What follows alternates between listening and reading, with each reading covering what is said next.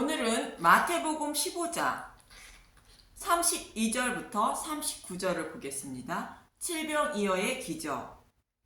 예수님이 자신의 발 앞에 모인 많은 병자들을 고쳐주시는 말씀을 통하여 번제물 되시고 화목제물 되신 예수님의 발 앞에 바라보는 자가 율법을 다 지킨 자가 되어 구원을 받을 수 있음을 알게 되었습니다. 그리고 갈릴리 호숫가에 있는 산에 오르신 예수님이 많은 병자들을 고쳐주시는 모습은 시내산에서 이스라엘 백성과 맺은 시내산 언약을 다시 설명하고 있는 것으로, 이스라엘 백성들은 하나님이 주신 율법을 다 지킨다고 했지만 하나님은 모세를 통하여 번제물 되시고 화목제물 대신 예수님을 바라보는 자가 시내산 언약을 다 지킨 자가 된다고 가르쳐 주시고 있음을 말씀하고 있는 것입니다.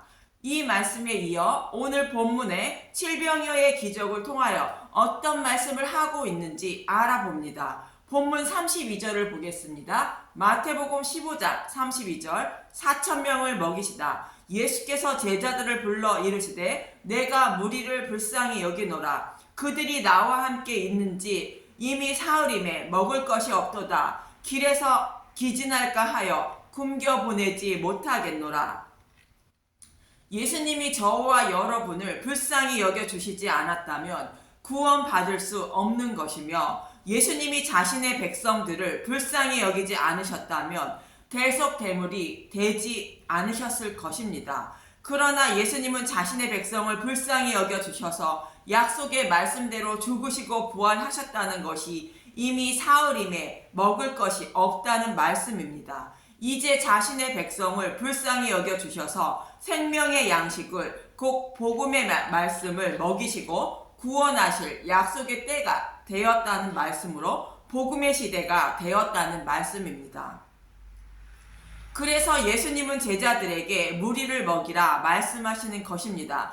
본문 33절에서 36절을 보면 마태복음 15장 33절. 제자들이 이르되 광야에 있어 우리가 어디서 이런 무리가 배부를 만큼 떡을 얻으리이까. 마태복음 15장 34절. 예수께서 이르시되 너희에게 떡이 몇 개나 있느냐. 이르되 7개와 작은 생선 2마리가 있나이다 하거늘. 마태복음 15장 35절. 예수께서 무리에게 명하사 땅에 앉게 하시고. 마태복음 15장 36절. 떡 7개와 그 생선을 가지사 축사하시고 떼어 제자들에게 주시니 제자들이 무리에게 주매.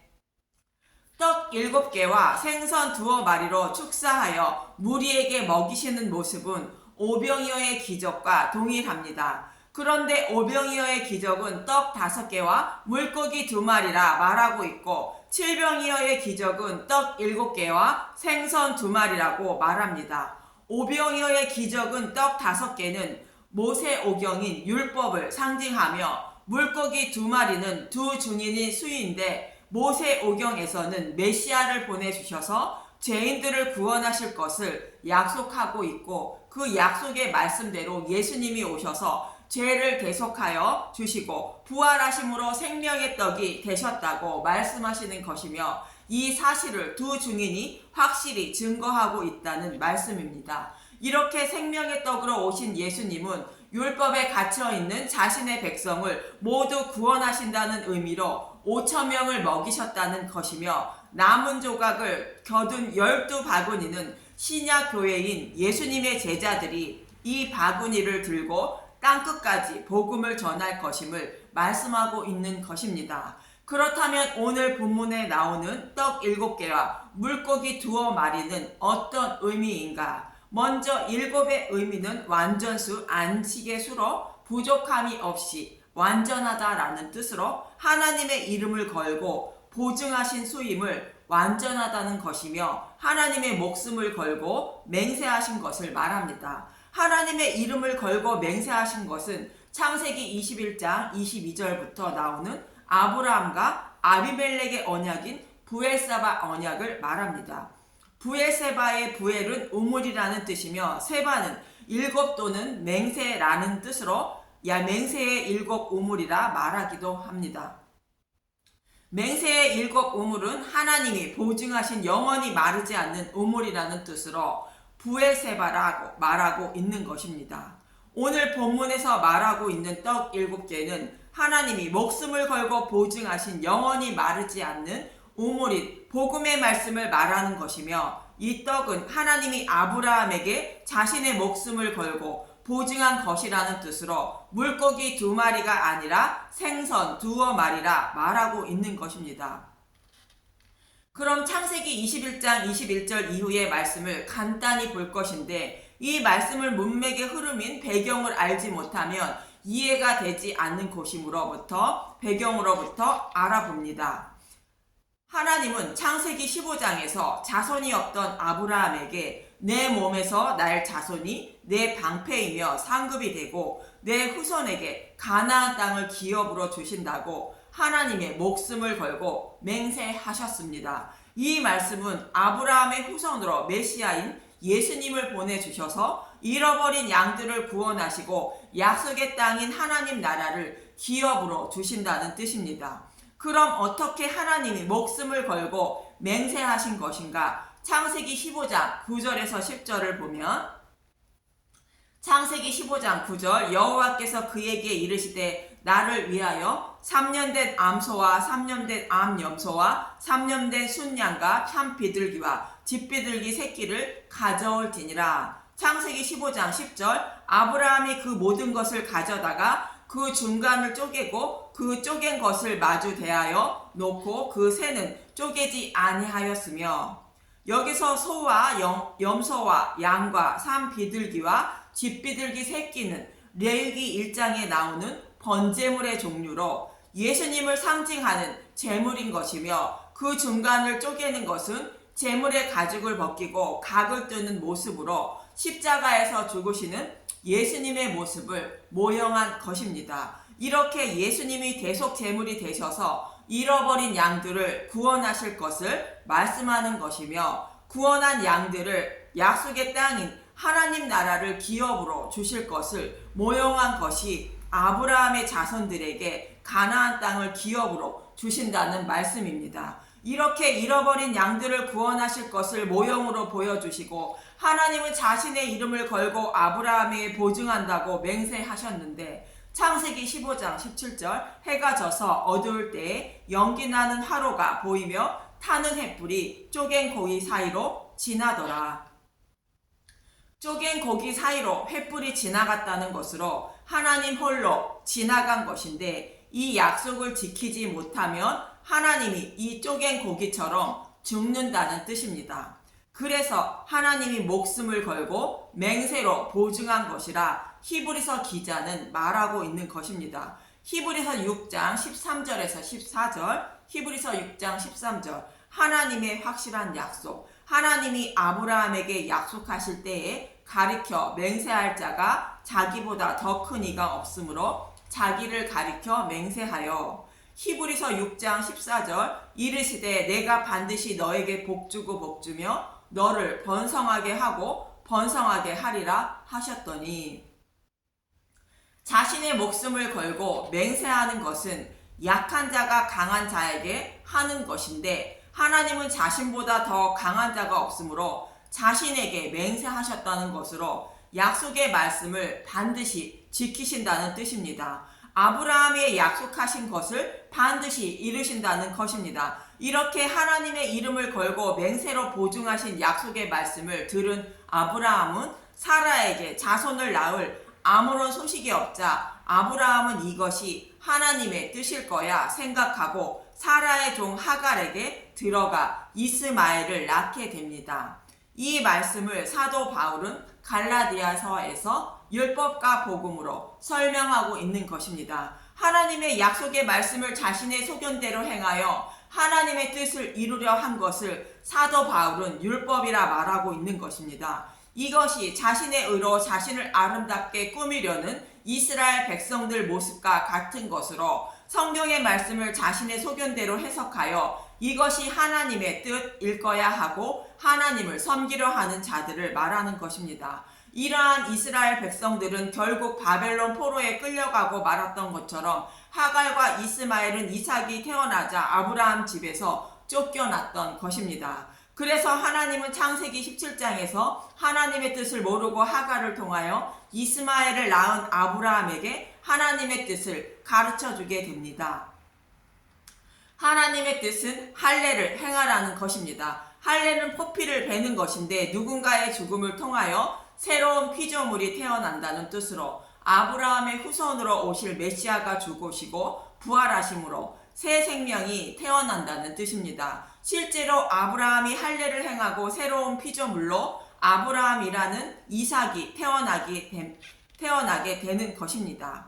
이 말씀은 이스라엘 백성들이 성경의 말씀을 자신의 소견대로 해석하여 하나님을 섬기다가 성전이 무너지고 나라가 멸망하였고 바벨론 포로에 끌려가게 되지만 예레미야 31장에서 새 언약의 말씀인 하나님의 법을 자신의 백성의 마음편에 기록한다는 것으로 마음의 할례를 행하여 주심으로 새로운 피조물이 되어 하나님의 백성이 되고 그들의 하나님이 된다는 말씀과 같은 의미인 것입니다.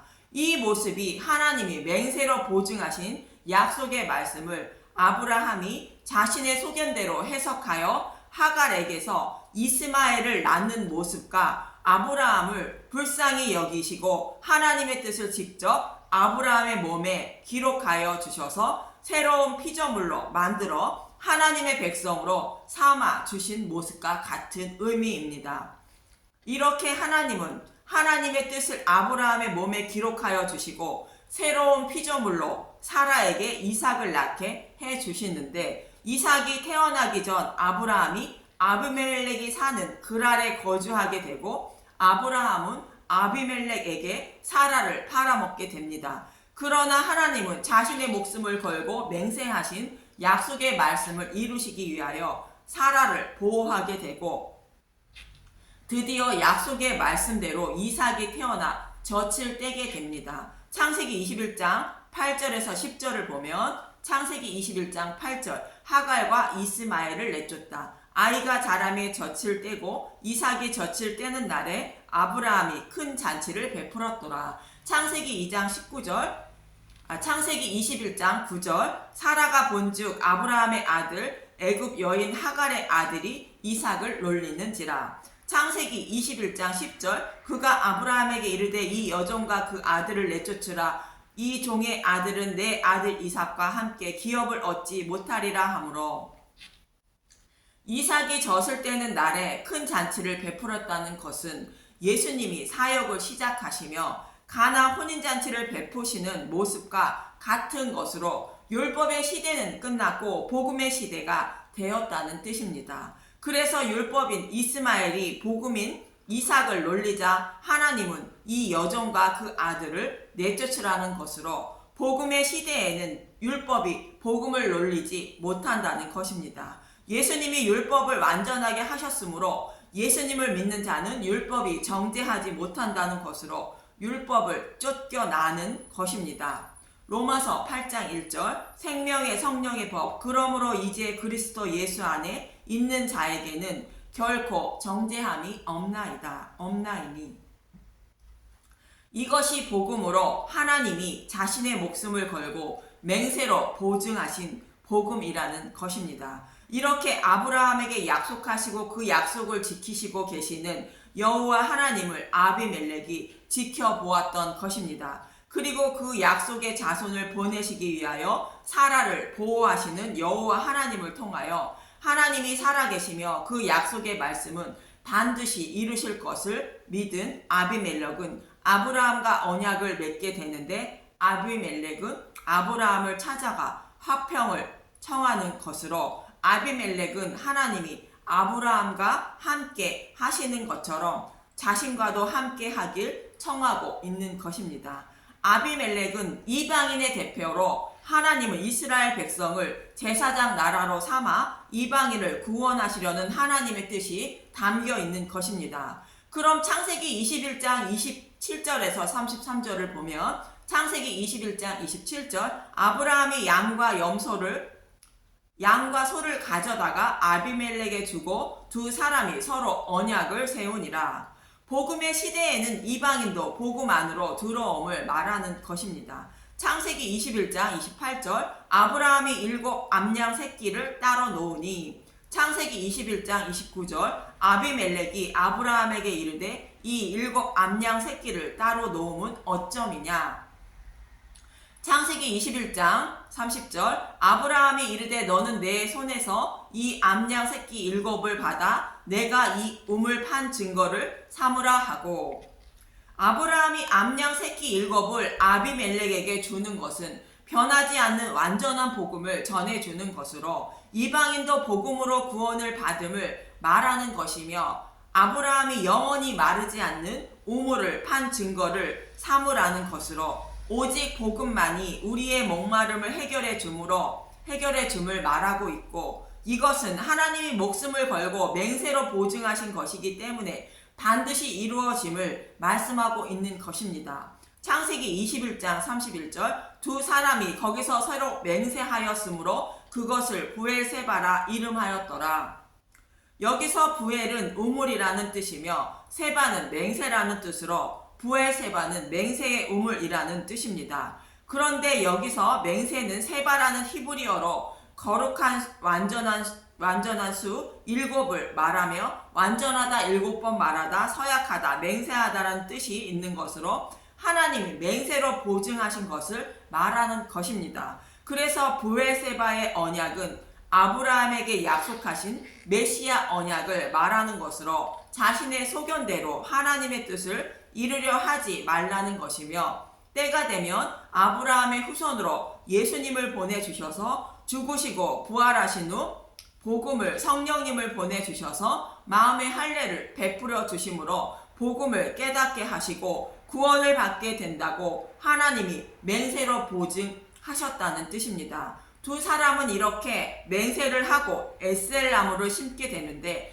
창세기 21장 32절 그들이 부엘세바에서 언약을 세우매 아비멜렉과 그 군대 장관 비고를 떠나 블레셋 사람의 땅으로 돌아갔고, 창세기 21장 33절 아브라함은 부엘세바에 에셀나무를 심고 거기서 영원하신 여호와의 이름을 불렀으며, 에셀나무는 시들지 않는 나무로 영원히 시들지 않는 복음의 시대가 올 것임을 말하는 것이며, 하나님은 반드시 이 약속의 말씀을 이루실 것을 말씀하고 있는 것입니다. 이처럼 오늘 본문의 떡 7개는 하나님이 자신의 목숨을 걸고 아브라함에게 맹세로 보증하신 메시아 언약을 말하는 것으로 아브라함에게 하신 언약의 말씀을 지키시기 위하여 생명의 떡으로 오신 예수님임을 말씀하고 있는 것입니다.